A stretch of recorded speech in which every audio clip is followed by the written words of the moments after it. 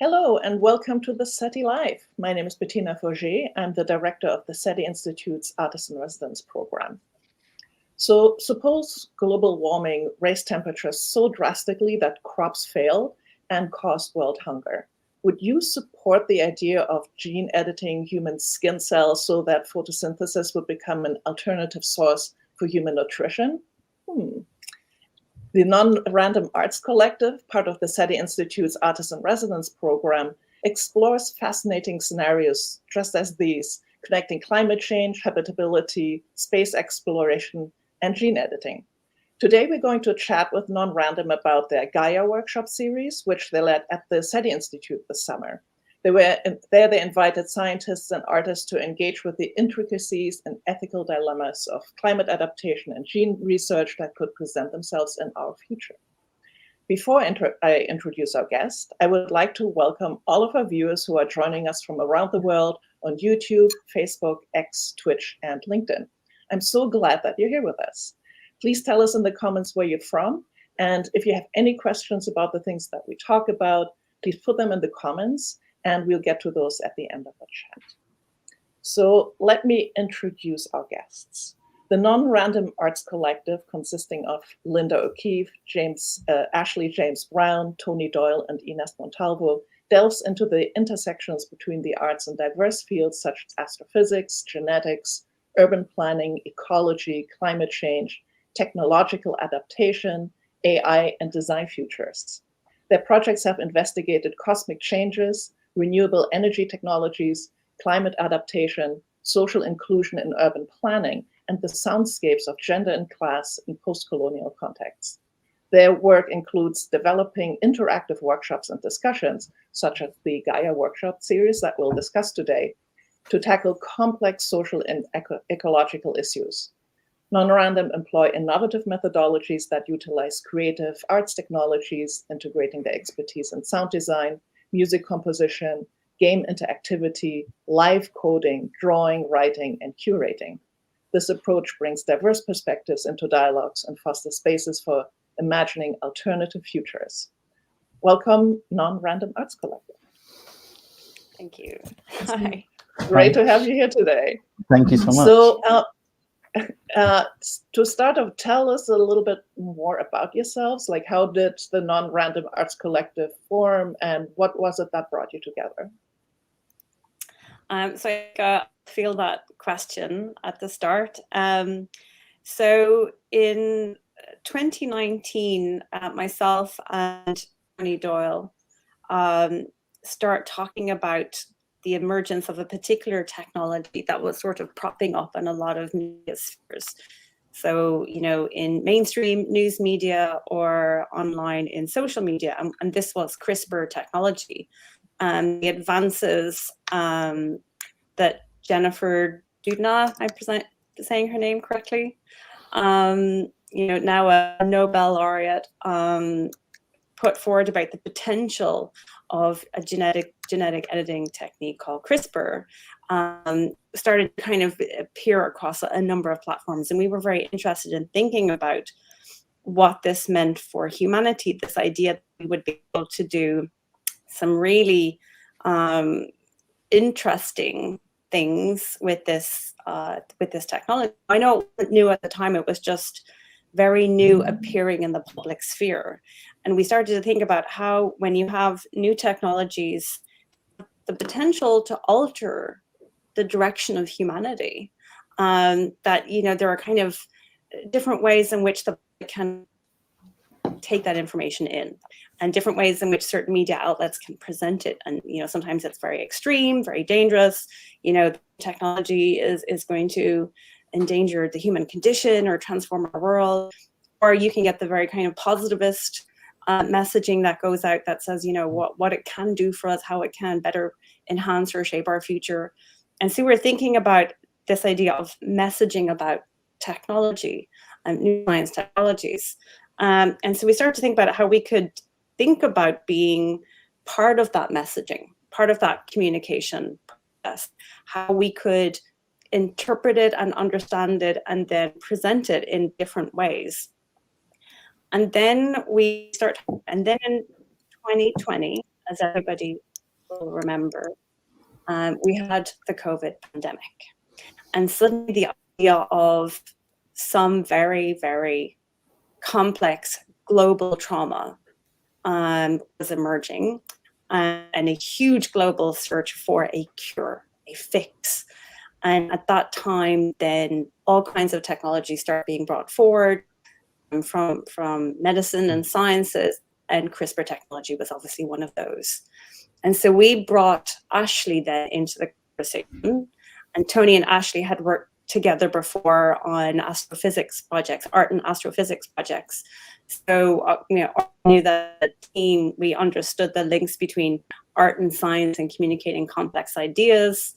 How about we take this particular subject on, given the situation that we were existing in? So it felt very immediate, and so that our response could be very immediate. And so we proposed a project proposal to Creative Scotland to explore how the arts could work across different fields and disciplines, to think about the ethical dimensions of engaging with gene editing technology to tackle big global problems. And it, you know, given that this is what was happening right at that moment, Creative Scotland funded us, and we got a year and a half's worth of research funding to work with different communities of scientists, sociologists, different forms of public who participated in focus group sessions, and of course we were dealing with the ramifications during this entire time of an emerging cure or an emerging vaccine, and questions about the ethics of our responses. Anyway, we came up with this idea of creating a narrative space where, you know, where users will be presented with a set of decision-making problems. So a description of, you know, where we are at a certain time, the problem that we're dealing with, and then a set of choices. So decisions that you choose to make something happen that would affect the future. But then the additional thing, which is not always offered in a gaming situation or a gaming scenario, is the impact of that choice. And so for us, the idea is that when you make a decision about the use of a technology to transform something, to change something, to solve or fix something, we're usually waiting to see what the impact is. Or because the situation is so urgent, we're not even thinking past the immediate solution. But in this game space, we thought, well, we'll actually present you with the potential impact. And now what we're thinking is you're making an informed decision, right? You're going to live with the choice that you make. And there came the GAIA game up, for want of a better word, which it's sort of like a focus. No, it's sort of like a questionnaire that's gamified, if that makes sense. And it's immersive, there's sounds, there's visuals, you move through it, and at the end, you're presented with a kind of percentage of your impact. So out of all of the decisions you've made, what impact have all of those decisions had on an ecosystem? And there isn't a 0%. There's no such thing as not making a choice. Even if a choice don't do anything, it has an impact, and that impact is presented. So your effect on the ecosystem is never less than 65%. And so that was non-random starting, creating this project. This project is GAIA. We presented GAIA at the FEM meeting conference in Portugal a year and a half ago. And there we met Ines, who is doing fascinating work across the arts and sciences as a curator, director, a person who engages with wide varieties of communities and brings people together to have these experiences between arts and sciences. And we thought, we want her to be part of Non-Random. She's going to bring something we don't have as part of our collective. And of course, she was delighted to be with us, and we're delighted to have her. And now this is currently the Non-Random Collective, Ines, Tony, and Ashley. You have a wonderful group of very different talents and perspectives. And I want to sort of follow up on the short description you gave about your GAIA project, because you brought that to the SETI Institute. So how did you iterate the GAIA project to make it relevant to what we do at the SETI Institute? I think Ines would probably be, Ines became a kind of a key voice in how we would work at SETI. So I will leave Ines to talk about how we work through what that engagement would be, how we would bring GAIA to SETI. Yeah, sure. So the idea of bringing it to SETI, I mean, the SETI came into the picture after a long set of discussions that when we were still applying for a major grant before Linda and Tony moved to the US. But once we had this opportunity to actually go to SETI, then we thought, how can we, instead of just testing this GAIA, the GAIA project, in a different setting, how can we bring, so just to frame it a little bit better, so the GAIA has different domes that one can kind of go in, and that's where when you are presented with these scenarios, as you can see in the picture. So when you're presented with the scenario and these options that you take and the consequences of that, then what happens? And in this case, thinking about SETI and this very particular set of people that we were going to encounter there, we thought, let's select a few of these domes and then turn these into workshops where we present the scenario and the options, but not the outcomes. So since GAIA was developed, like Linda said, during a very specific time, which was the pandemic, that also reflected a bit into kind of the outcomes of these scenarios. So we wanted to have this dialogue with people at SETI with different concepts of time and space. And so we went through three different domes. So one was curing diseases, another one was saving endangered species, and the third workshop was creating a better you.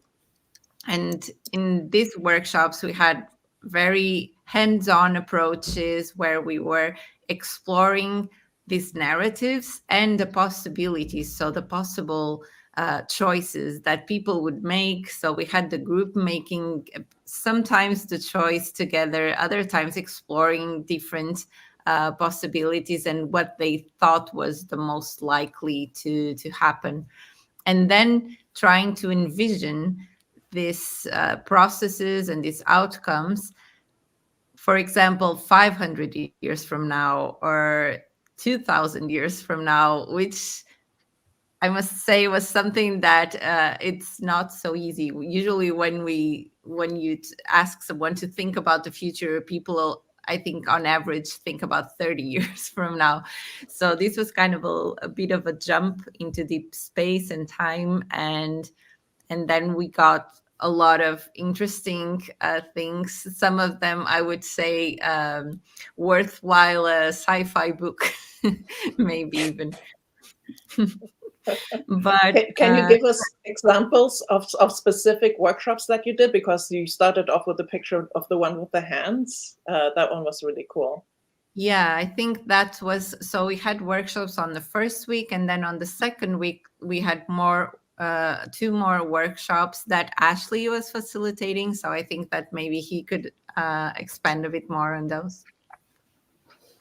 Yeah, sure. I think within the first week we were using GAIA to provoke conversation, with the researchers, with the artists at the Institute, and we wanted to continue that in the second week with, honestly, slightly more experimental workshops leading to work in progress. I was very fascinated, as we all were, with this kind of symbiosis idea, and Bettina touched on it earlier about how can we maybe think about in the future if there's extreme levels of climate change or difference, and how we might need to provide alternative sources of energy or fuel or oxygen, and I just love the idea of hands. You can see me waving a lot, and we worked on this idea of visualizing, conceptualizing, and then actually with a work in progress kind of digital interactive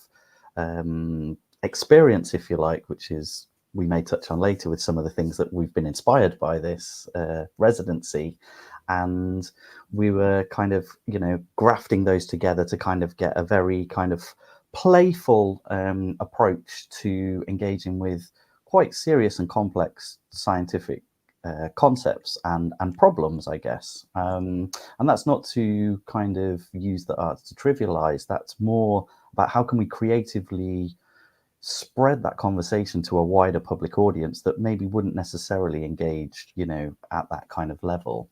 And from a speculative point of view as well, we also ran a kind of sonic workshop where we were thinking about communication and language, and perceiving and understanding sound, and thinking about, waveforms and how we can visualize and conceptualize, for example, drift and the importance of something really important, like when we went to Hat Creek Observatory, and thinking about the accuracy within which these technologies are required to work and operate, and then slight differentiation. And sometimes you don't necessarily maybe grasp the magnitude of that, and we were playing with sound and just altering that and crafting and creating our own work. So I think making things hands-on, excuse the pun, and very kind of interactive in that way. It was a natural kind of evolution of the first week's one around this conversation. And I think some of those key words and themes that I've said are kind of some of the things we've been thinking about since we've come away as well. And I think that is what's really interesting about the way that we develop workshops with people, or conversations with groups, is that we're remaining open to people bringing in their disciplinary backgrounds or their personal backgrounds to the conversation. So while we might have set up a workshop one day that said, okay, imagine 500 years into the future, there is a gallery. This gallery exists in space. It's in a space station. So we presented this as a potential scenario for people to explore, that it was connected to the workshop. And we're kind of saying, the reason we create that scenario is we're thinking, well, the folks that we're working with here at SETI think about deep time. They're thinking about the universe in this kind of huge, expansive way. So we're gonna put that into our work on the basis that they will have ideas about the future that we haven't even thought of before. And so we had this conversation, and we said, okay, this is the museum of the future. It is looking at the past. It is looking at the decisions that we might have made in relation to gene editing and a particular extreme climate change problem that we addressed through either the alteration of human species or non-human species. And now it's 500 years into the future. How do we present that decision in this gallery or museum context? And, that brought about some of the, wildest, weirdest conversations. And then those conversations lead into hands-on making, right? Where someone is then trying to sort of actualize that potential future. So, one particular scientist says, well, what if how information is translated comes through smell, or you squeeze something is absorbed into your skin, and that's the museum. It's not anymore a physical world. We don't actually have objects anymore. What if the museum is now curated by AIs? The kind of the human condition as we know it today does not exist. And so they were drawing their particular disciplinary knowledges or their own current social, cultural, political experiences, and then shaping the conversation and the works they produced in a way that we would never have imagined, right? And so I think that that's what each of those conversations that we had with different people over the course of the 2 weeks led us in directions that we would never have considered from our particular backgrounds. I don't know if anybody else wants to, Yeah, I have a question. Before I ask my question, though, I want to say hello to our viewers who are joining us from all over the world. From Venice in Italy, we have 3 people joining us from Sweden, Philadelphia, Payson, Utah, Glen Clove in New York, and from the UK. So good morning, good afternoon, good evening to everyone who's joining us. You mentioned a couple of scientists that you talked to. So for example, Seth Shostak joined us for a session, and also Margaret Race, who specializes in planetary protection policy. And I thought it was really interesting that she came, because planetary protection isn't like an ethical issue, and you're also dealing with bioethics and ethical concerns. So how did these conversations kind of shape how you're going forward with your project? And so I can already see you've got like some examples of tangible outcomes there.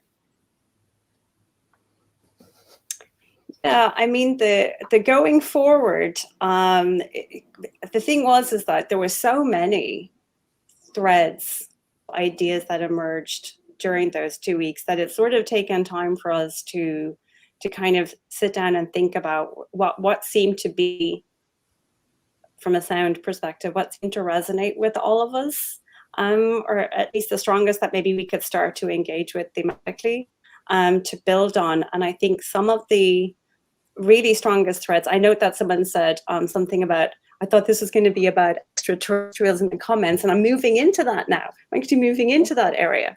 In that kind of one of the most interesting conversations we had with a couple of people were about how we communicate with other species out there in the solar system. You know, how we have this array, we talk to this astrophysicist about the sounds that they're collecting from the universe and trying to understand, trying to see if it is what we consider intelligence, and think that how do we as humans define what constitutes intelligent communication? And then thinking about the fact that we might be picking up a signal from a species that is now gone, right? So a lost intelligence, you know, a dead language, you know, and we're translating or hearing the voices of the dead in space. But then there's the other kind of complex ethical human conundrum, is that we have been unable as a species to communicate with anything on our own planet in any degree of sanity, let's be honest. And so, you know, if we can't even communicate or listen to, we haven't really listened to other species on our planet and heard what they're trying to tell us about their safety and protection and how we nurture them, how do we have the capacity to hear species, potential intelligent species from other parts of the universe? And so this has been a really interesting thing for us to think about, how sounds are picked up out there and how they are translated and how they are interpreted and understood, and how do we as humans define intelligence, and how do we define language and communication? And I know that loads of people have probably watched programs where they're saying, well, what if a species communicates by touch or smell or, you know, mind melding? And so this has been a thing for us that we're kind of going, let's see where we can go with a particular theme. And so, you know, what constitutes communication? How is a signal sent? How is it received? How is it translated? And so, yeah, I don't know if anybody else wants to pick up on this. Tony, Ashley, Ines? I'm just conscious of time. That other thing we talked go long. about. Don't worry about time. Don't worry about time. Let's keep going. No, yeah, I just feel like already a lot of this has been making us think about different things too. So given each of our backgrounds, we're also already like focusing on something, and then I think that we'll start converging. So Ashley showed a couple of examples of things that were like coming up, and I think that, you know, it's like things are starting to come up for one of us, and then another one picks on it from their own perspective. And I think that's where we will try to unfold. how this will, how the whole experience will resonate with each of us and with the collective too. I think, and that's like the true nature of true collaboration, isn't it? Is that we can each come into the conversation with our own thoughts, our own ideas, our lived experiences, etc. And when you meld that with others, like new brilliant things get made and take you in directions you didn't think of. And I think this is true when you cross discipline as well. And when we have like this kind of art science research that's truly collaborative like that, some incredible things are made. And there's a lot of things, we want to come back, and there are many people we want to speak to again, because they really left an impact on us. And we also know that some of our workshop materials are, if anybody happens to go to the Institute, some of our work has been left there. So we've also left our mark on the scientists as much as they may, left their mark on us. And we've been trying all sorts of different ideas. Some are tangible, digital, physical, and I think that's the nature as well of having multidisciplinary artists on the collective, is that, and we're also not afraid to, branch out and try different things. It's the materiality as well is just as important as the concept, and sometimes that actually sort of takes over. Like when we were exploring about the hands, and then we were getting really tactile with natural resources, and actually then that gives you a greater connection to that, and realizing actually how scarce some of these natural resources are. And when you're touching them and thinking about melding with them, and just, it can really take you on a different context. To be honest, I think I speak for all of us, where our brains are just full of so many wonderful creative ideas that it's actually quite hard to hone it down and concentrate. Yeah, I think I should also mention that your visit to the SETI Institute was kind of the beginning of your creative cycle. This was basically data collection, brainstorming, getting as many ideas as you could, be sort of sponging up experiences, conversations with scientists and artists, and being at the Allen Telescope Array is always like an extra special experience. I love bringing people there because I get this contact high from other people seeing it for the first time, going like, oh my God, this is so cool. And it just gives you a different kind of perspective on where we are in the universe. So I just want the viewers to understand that. So this is you snapshot at the beginning of your residency. You came to the Institute, you did all these wonderful things, these collaborative things. Interdisciplinary, because you are already an interdisciplinary group doing like visual art and sound and computer stuff, and transdisciplinary, folding in everything from the sciences as well. And the SETI Institute itself is very interdisciplinary. We have astrophysics and biologists and geologists. So it's like this huge avalanche of puzzle pieces that I guess in the next 2 years you're going to start putting together and so create something. So which means we're going to have to speak to you again in a while to see what you came up with, right? Yeah, definitely. And there was a list of people on the SETI site that we're still like, we need to contact them. We looked at their profile. We saw sometimes the way someone just defines their research in that little bio that they make about themselves. That's what can grab you. And there's a few people that, their profiles are like, it feels like they're open to interdisciplinary thinking and working. And so already we're fascinated by what they do, but who they like to work with and how they work, it feels like they could have a conversation with us. So, the great thing about being part of SETI for the next 2 years is we kind of feel like it's okay to reach out to folks and say, hey, we're both affiliates. So let's have a chat, Yeah, exactly. And I want to mention something. The SETI Institute is a wonderful collection of thinkers, interdisciplinary thinkers, transdisciplinary thinkers and makers. And we are a nonprofit Institute. So I would like to take this opportunity to remind everyone that it's due to contributions of viewers like you that our research is possible both in the arts and in the sciences, and like events like the SETI Live. So if you'd like to support us, you can go to SETI.org and hit that little button that says Make a Difference. Thank you for making a difference. So I want to just sort of wind us up as we're coming to wind up the discussion, as we're coming to the bottom half of the hour. And just, do you have an inkling of what you want to do next? Or are you still like totally in the brainstorming session? Or, I saw Linda at the array taking a lot of like sound recordings from the radio dishes, and Ines was like doing stitching, and you're all doing very different things right now. But are you sort of moving into a general direction, or are you still in the sort of brainstorming, throwing spaghetti against the wall phase of the creative cycle? It's probably still the spaghetti throwing spot, but I think after the residency, I think we took time to kind of settle all of the thoughts and conversations.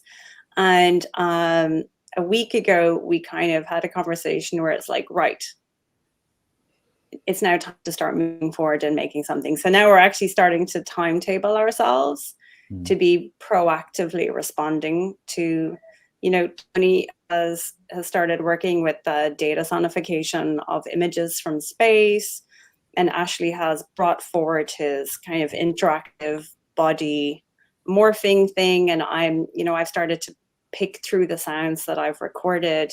And I know at the same time, we've all been swamped with work. Don't forget, we also have other jobs. So we have to kind of fit this on the side. I know Ines has been swamped with a whole lot of projects she's been doing. But now we've started to schedule, and how we work as a collective is we sort of say, now's the time for making, now's the time for bonding and meeting regularly and starting to, kind of provide critical feedback of what it is we want to do. So we've just started that. That's where we're at. Okay. I love that part of the sort of creative arc where you after you absorbed everything that you go down, it's like, right, what can we cook with these ingredients? So, and it's extra special in a group because you're also a really fascinating group because of all your different backgrounds, but there's just so much overlap. So I'm really looking forward to see what you come up with. So thank you for joining us today on the SETI Live. Thank you, Linda, Ines, Ashley, and Tony for sharing your intriguing and thought-provoking project with us. I want to thank Beth Johnson for her StreamYard magic, as well as Jasmine Hedges behind the scenes. And thank you all for watching. See you at our next SETI Live.